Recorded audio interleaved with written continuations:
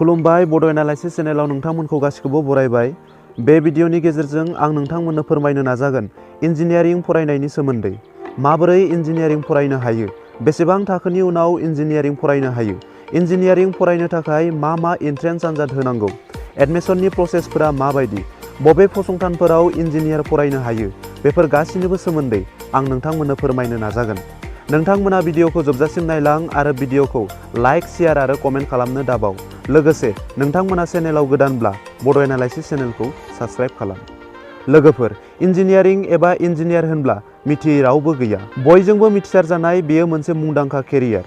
गुदि फरायसालि, गेजेर फरायसालि, गोजौ फरायसालियाव फरायनाय फरायसाफोरखौ नों इयुनाव मा जागोन होननानै सोङोब्ला गोबाङानो बुंगोन इन्जिनियार जागोन होनना। गोबां बिमा बिफाखौ सोङोब्ला बिथांमोना बुङो आं फिसाखौ इन्जिनियारिं फरायहोगोन, इन्जिनियार खालामगोन। नाथाय गोबाङानो मिथिया इन्जिनियारिंखौ माब्ला फरायो, बेसेबां थाखोनि उनाव फरायो, मा एन्ट्रेन्स आनजाद होनांगौ। इन्जिनियारा जोंनि समाजाव मोनसे गोजौ मान सन्मान गोनां साख्रि। इन्जिनियारिं फरायग्राफोरनि थाखाय खामानि एबा साख्रिनि आंखाल गैया। सरकारि, बेसरकारि फसंथान, गिदिर गिदिर कम्पानि बायदिफोराव साख्रि एबा खामानि मोननो हायो। समाजाव मान सन्मान मोननायनि अनगायैबो सासे इन्जिनियारनि सेलारि एबा दानबान्थाया जोबोर गोबां जायो, जायनि थाखाय गोबाङानो इन्जिनियार जानायनि सिमां सुजुयो।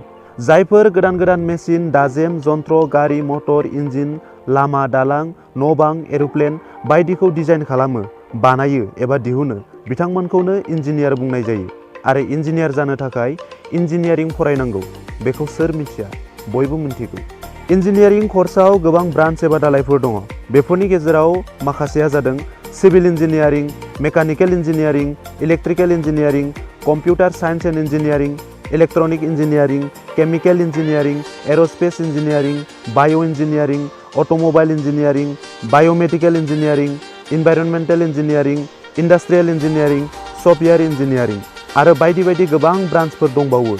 इन्जिनियारिंनि गाहाय ब्रान्चफोरा जादों civil engineering, mechanical engineering, electrical engineering, chemical engineering.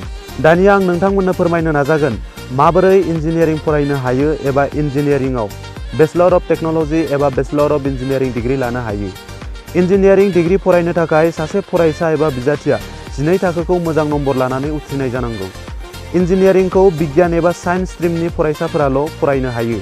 12 थाखो एबा हायार सेकेन्डारिखौ साइन्स स्ट्रिमनिफ्राय फिजिक्स, केमेस्ट्रि आरो मेथ्स आयदा लानानै 50 जौखोन्दोनि बांसिन नम्बर लानानै उथ्रिनाय जानांगौ। थामहिनबा बेनि थाखाय सासे फरायसाया 10 थाखो एबा मेट्रिक आनजाद उथ्रिनायनि उनाव ओएचएसखौ साइन्स स्ट्रिमाव फिजिक्स, केमेस्ट्रि आरो मेथ्स आयदा लानानै फरायनांगौ। ओएचएस उथ्रिखांनायनि उनाव इन्जिनियारिंनि एडमिसननि थाखाय एबा इन्जिनियारिं कलेज एबा फसंथानफोराव मुं थिसननो थाखाय एन्ट्रेन्स आनजाद होनांगौ जायो।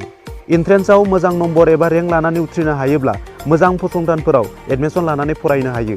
इन्जिनियारिंनि एडमिसननि थाखाय बोसोरफ्रोमबो गुबुन गुबुन समाव नेशनेल लेभेल आरो स्टेट लेभेलाव गोबां एन्ट्रेन्स आनजाद खुंनाय नुनो मोननाय जायो। बेफोरनि गेजेराव माखासे एन्ट्रेन्स आनजादफोरा जादों JEE mains, JEE advance, Assam combined entrance exam, VIT engineering entrance exam, Birla institute of technology and science admission test, NIT, common university entrance test, VIT EEE बायदि बायदि। बेफोरबादि गोबां एन्ट्रेन्स आनजाद दंबावो। बेफोरनि जायखिजाया मोनसे एन्ट्रेन्स आनजादखौ मोजां रेंक लानानै उथ्रिनानै इन्जिनियारिंआव गाव गोसो जानाय इन्जिनियारिं ब्रान्च जेरै mechanical engineering, civil engineering, electronic engineering बायदि बायदियाव मुं थिसननानै बेचलर अफ इन्जिनियारिं एबा बेचलर अफ टेक्न'लजि फरायनो हायो। बेचलर अफ टेक्न'लजि एबा बेचलर अफ इन्जिनियारिंआ जोबोब्लानो सासे फरायसाया गाव इन्जिनियार महरै गुबुन गुबुन फोथाराव खामानि मावनो खाबु मोनो एबा गावखौ इन्जिनियार महरै गायसननो खाबु मोनो। थोंजोङै बुंनो थाङोब्ला इन्जिनियारिं फरायनो थाखाय सासे फरायसाया 12 थाखोखौ साइन्स स्ट्रिमाव उथ्रिनाय जानांगोन। फिजिक्स, केमेस्ट्रि आरो मेथ्स आयदा लानाय जाथारनांगोन। बेनि उनाव इन्जिनियारिं एडमिसननि थाखाय एन्ट्रेन्स एग्जाम होनानै पास खालामनांगोन। अब्लानो इन्जिनियारिं फरायनो खाबु मोनगोन। दानिया आं नोंथांमोननो फोरमायगोन इन्जिनियारिं फरायनो हानाय माखासे फसंथान एबा इनस्टिट्युट। अल इन्डिया लेभेलनि इनस्टिट्युटफोरनि गेजेराव IIT, NIT, IIT, IISER, IISc बायदि बायदि। बेनि अनगायैबो आथिखालाव गासिबो रायजोआव गोबां जिल्लाफोरावनो गभर्नमेन्ट आरो प्राइभेट गोबां इन्जिनियारिं कलेजफोर दंसै।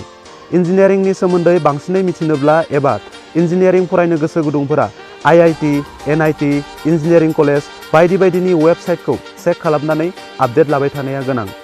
इन्जिनियारिंनि फिसनि बाथ्रा बुङोब्ला फसंथान एबा कलेज लाना कलेज फी स्ट्राक्चारा गुबुन गुबुन जायो।